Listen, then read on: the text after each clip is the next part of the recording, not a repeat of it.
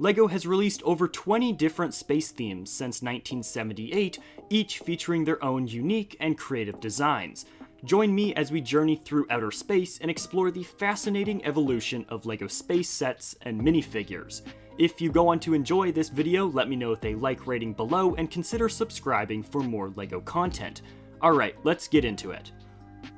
Everything started in a galaxy far, far away. Oh, wait, not quite. You see, the fascination with space started in the 1960s, as the US and Soviet Union were battling for supremacy in spaceflight capability.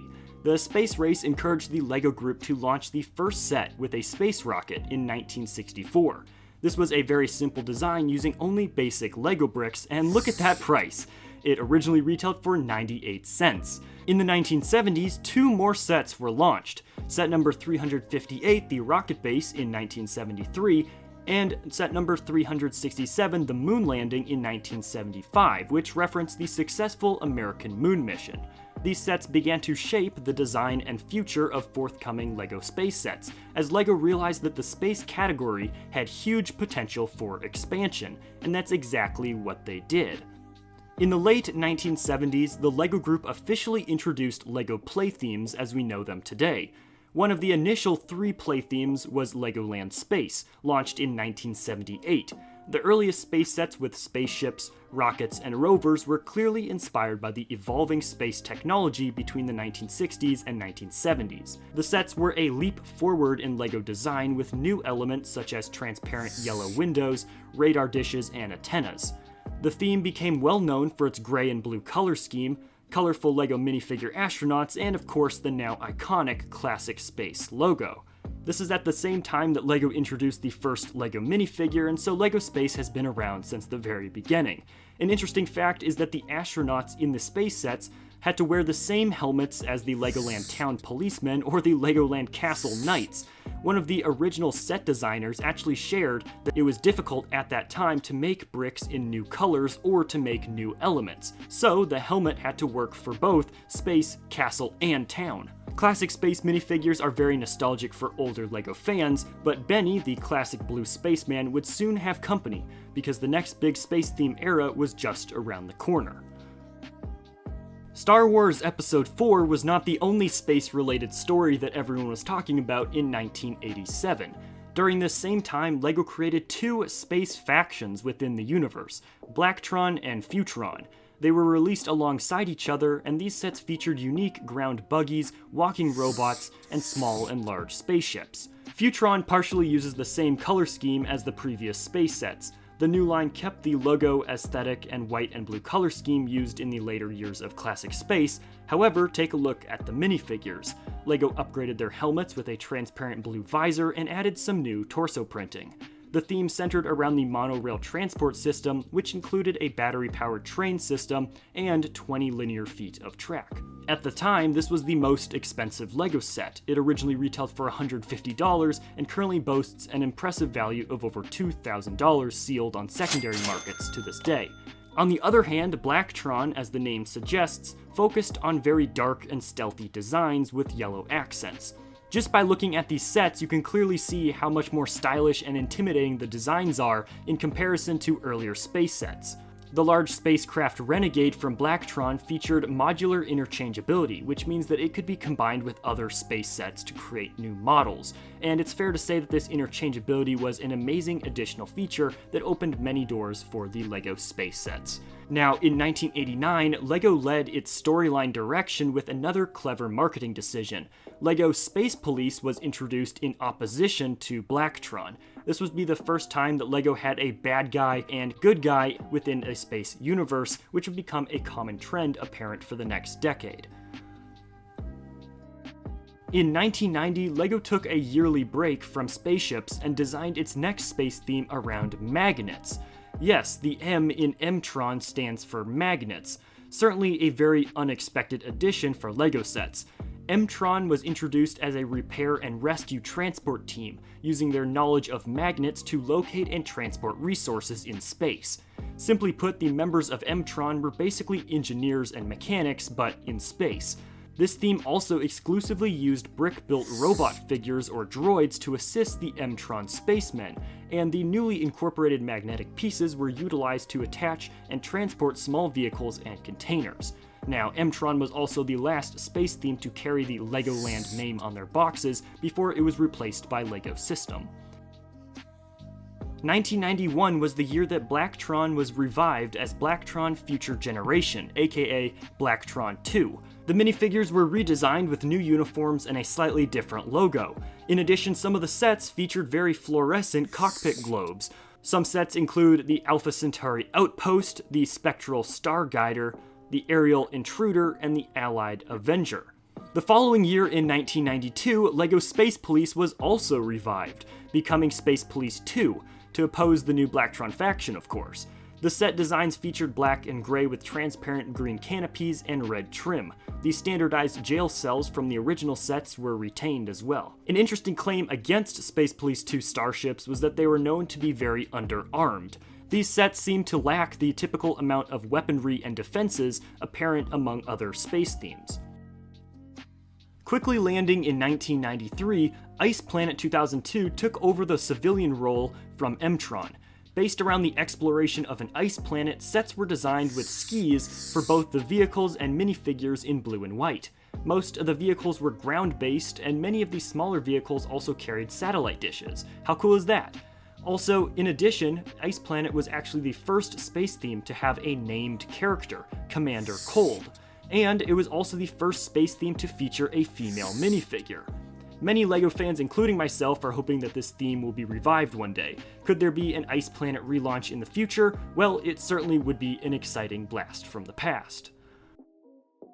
As we move to 1994, there was once again a new space faction named SpitBrix, which replaced Blacktron. According to LEGO themselves, this mischievous space faction was a group of spies that frequently infiltrated and stole technology from the other space factions with their robots. They weren't a very trustworthy faction, but their LEGO sets looked really cool. They were mostly red and black with transparent blue canopies. Most spaceships in this theme were shaped like flying saucers, and the ground vehicles were designed like giant robots. This theme was the first to feature space droid minifigures as well. The other new faction introduced in 1994, Unitron, took over the good guy role from the Space Police.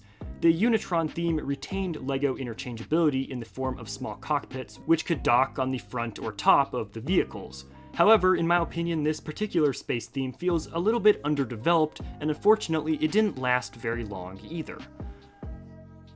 In 1996, LEGO returned to the white and transparent blue canopies of Futron with the new Explorians theme. These sets were known for their use of large open structures and special image elements such as foil hologram stickers for display screens. The Explorians were searching evidently for fossils.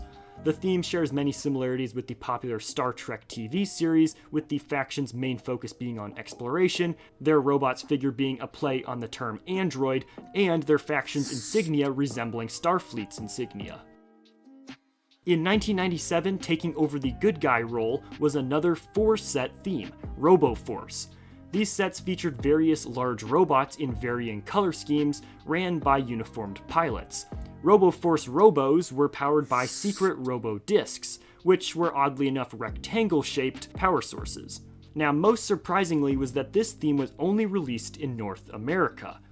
Now, around the same time as RoboForce, LEGO started to explore with the idea of non-human-looking aliens through a UFO space theme. All of UFO's minifigures were cybernetic in nature and featured 2 holy robot figures. The red one was said to be Andy Droid, who was supposedly stolen from the Explorians. Many of its spaceships used saucers or half-saucers as elements as you'd expect UFOs to use. The UFO theme is often considered the first space theme to heavily rely on large pieces meant to provide effects such as curvature that would be difficult to achieve with traditional LEGO pieces. The Insectoids were the second alien-looking race that LEGO introduced. The Insectoids were insect humanoid cyborgs that were particularly interested in energy orbs, which included magnetic stickers so that the magnetic cranes could lift them. I personally find the backstory of this space theme fascinating. According to the LEGO Group, the insectoids crash-landed on an alien planet filled with enormous bugs. In order to steal their giant egg orbs to refuel their spaceships and escape, they were forced to disguise themselves and their spaceships as bugs. After exploring the planet, the insectoids went out into the galaxy to make life miserable for the other factions with their mischievous and pest-like nature, while looking for more energy orbs to power their technology. The insectoids theme is unique because it came directly after the UFO theme a year earlier, and up until this point, LEGO had never released two antagonist or bad guy factions in a row.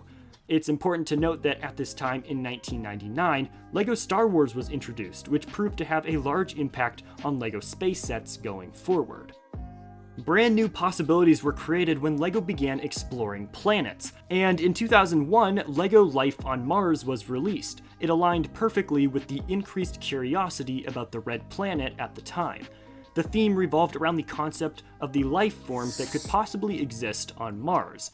This was the first theme to feature two types of minifigures, human astronauts and Martian aliens native to Mars. The sets actually denote a peaceful coexistence between the two species on Mars. I love the fact that the theme also introduced several new colors to the LEGO palette, including sand green, sand blue, sand red, and sand purple.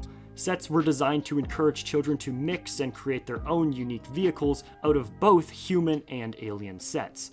Now, what was so unique about this theme is that the Martians were named after real-life stars and constellations, such as Pollux, Vega, Arcturus, and Rigel. Life on Mars was also the first LEGO theme to use a pneumatic pump system that was capable of sending Martian minifigures through tubes in the Aero Tube hangar, set number 7317. This system would be later seen in the Mars mission theme. It took 6 years for LEGO to introduce their next space theme, Mars Mission. It featured both humans and aliens and essentially was a reboot of Life on Mars. However, unlike Life of Mars, the aliens and humans were pitted against each other because children had been fond of doing this with the original line. In 2009, LEGO revived the fan-favorite Space Police line yet again, aka Space Police 3. However, this time the Space Police had to chase down monstrous-looking aliens instead of human-looking villains like Blacktron or Spirus. This theme is actually incredibly nostalgic for me because it was the first LEGO theme that I was strongly passionate about whenever I was young. It's actually the first theme that got me into LEGO in the first place, and to be honest, it's quite incredible that LEGO decided to revive Space Police, which had been retired for 16 years at this point. The villain gang from left to right included Squidman, Cranks, the Skull Twins, Frenzy, Slizer, and Snake, who were among the main troublemakers for Space Police 3, along with, of course, Brick Daddy and a few others keeping them busy as well. Another alien foe, Wrench, carries the old Blacktron Future Generation logo on his uniform, which is a great reference back to the early 1990s. These sets and minifigures are just awesome. One of my personal favorites is the Space Police Central set. In fact, it's actually currently being displayed on the shelf that is just to the right of me as I'm recording this video. Next up in our LEGO space journey is Alien Conquest. It was released in May of 2011. This was quite a unique theme because the alien villains were depicted invading Earth and attacking innocent civilians. It was up to the Alien Defense Unit, or ADU, to defeat these aliens and take down their UFOs. This definitely felt more like the plot of an alien invasion movie. Now, while the majority of space themes have performed well, this one received mixed reviews from fans. Perhaps the relatively simplistic and basic storyline held it back. With that being said, the second wave of Alien Conquest sets were ultimately cancelled. This is one of LEGO's rare failures. Galaxy Squad was LEGO's space theme in 2013 that featured a team of intergalactic heroes and robot sidekicks trying to defeat an alien race of space bugs. Humanoids with insect features and the intent of cocooning the galaxy with special two-piece cocoons that could enclose a standard minifigure. One of the defining features of these sets were the brightly colored galaxy minifigures and vibrant box art. You can clearly see the sleek design and the sophistication of these vehicles. Hopefully these creepy alien bugs never invade the real Earth. If they do, I think I'll need to travel to Mars with Elon Musk. Since 2013, we've seen hints of LEGO space within several LEGO City sets that depict a more realistic, Earth-based approach to space exploration. LEGO has also collaborated with NASA a few times to create sets such as the Apollo Saturn V and the International Space Station. Now, no one knows what the future holds for LEGO Space, but I for one am very excited. Consider leaving a like if you enjoyed this video and subscribe for more LEGO content.